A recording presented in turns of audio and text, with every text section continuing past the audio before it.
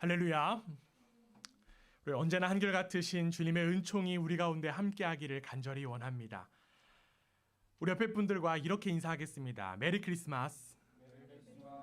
네, 메리 크리스마스. 우리 온라인으로 예배 드리시는 분들도 댓글로 함께 이렇게 메리 크리스마스라고 이렇게 댓글 달아주시면 감사하겠습니다. 오늘 민식 형제, 테리 자매, 그다음에 정선 자매, 유림 자매 이렇게 참석하고 댓글로 지금 일단은 참석 여부를 지금 표시하고 계신데 여러분들도 메리 크리스마스 인사 나눠주시면 감사하겠습니다.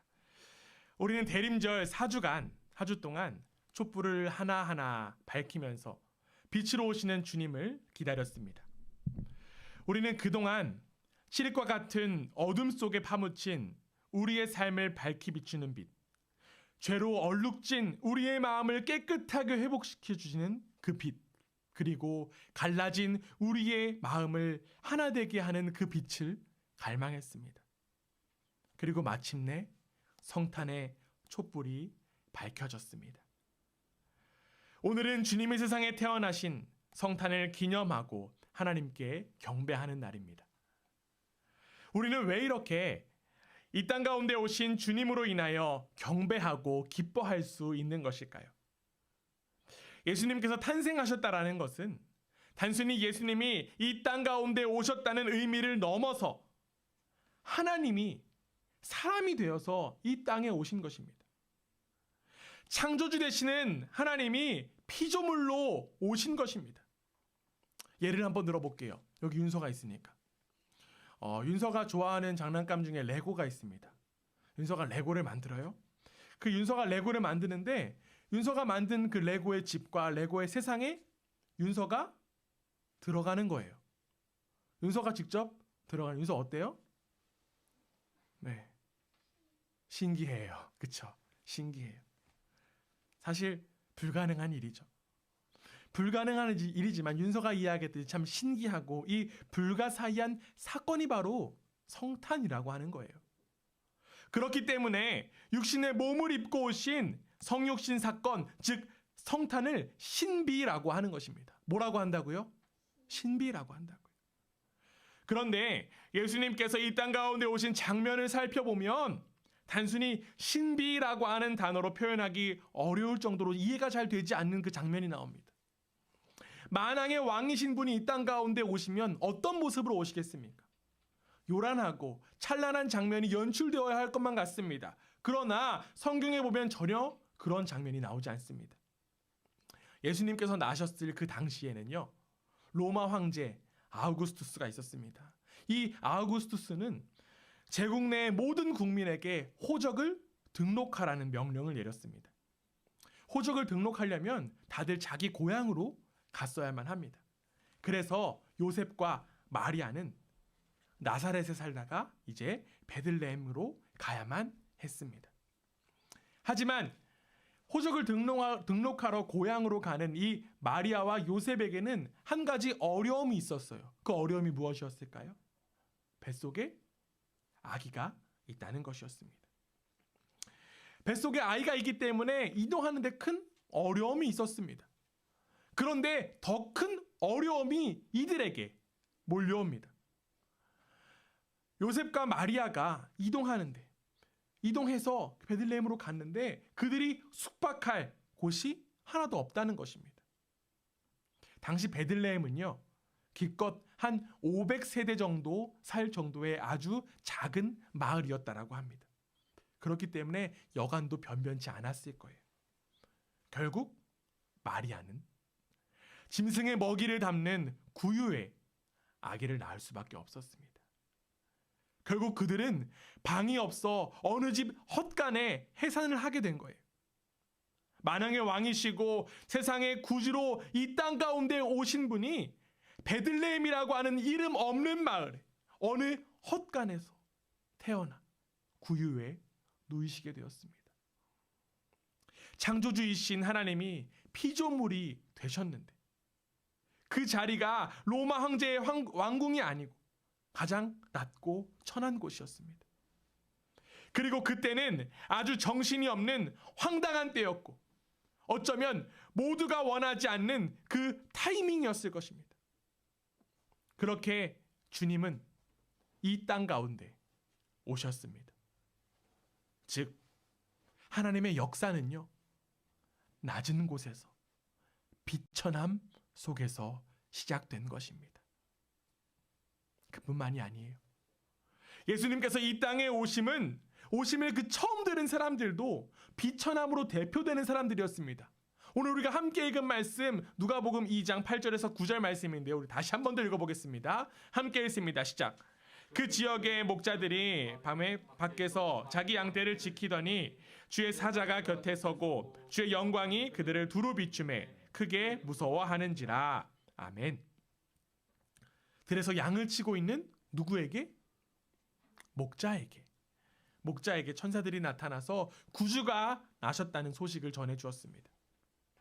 당시 목자는요, 오늘로 따지면 어떤 정도의 사람들이라고 하면 불법 체류자 정도의 불법 체류 노동자의 의미 좀 될 거라고 생각합니다. 당시에 팔레스타인 땅에서 양을 치는 것은 당시로서는 최악의 업종, 3D 업종이라고 할 수 있었습니다. 거친 돌산과 광야로 다니면서 양들을 먹여야 됐기 때문에 그들의 몸에서 좋은 냄새가 났을까요? 땀 냄새가 났을 것이고요.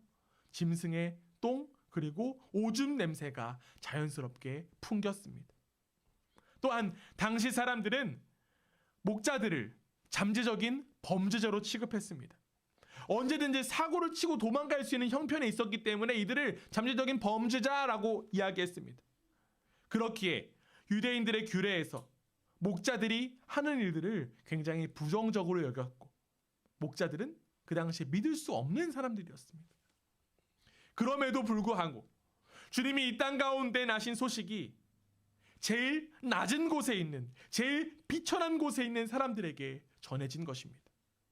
지금으로 따지면 어느 뉴스나 SNS에 올려져야지 마땅한데 그들이 관심 갖지 않은 곳, 낮고 천한 곳에 주님이 나신 소식이 가장 먼저 전해진 거예요. 어쩌면 그들은 이 땅 가운데 희망이 없는 사람들이었습니다. 존재 자체가 바로 암흑이었고 또한 존재 자체가 어둠이었습니다. 그러나 그들에게 주의 영광이 나타나 비추게 된 것입니다. 암흑과 같은 그들의 삶을 환하게 주님의 영광이 비추게 되었어요. 이렇게 주님의 나심은 낮은 곳에서부터 시작되었습니다. 그리고 그 낮은 곳에 있는 사람들에게 가장 먼저 주님의 나신 소식이 전해졌습니다. 저는 주님께서 낮은 곳으로 와주셔서 얼마나 감사한지 모릅니다. 주님이 오신 곳이 로마 황제의 궁이 아니고 어느 부잣집이 아니고 주님이 나신 소식이 어느 부자 동네에 처음 들려지지 않아서 얼마나 다행인지 모릅니다. 이 세상은요, 우리가 살아가고 있는 세상은 자꾸만 높아지라고만 합니다. 재물로, 명예로, 실력으로 높아지라고, 높아지는 게 최고라고 강요합니다. 그리고 어느덧 우리도 그 풍조에 따라 우리의 의지와는 상관없이 자꾸 높은 곳을 향합니다.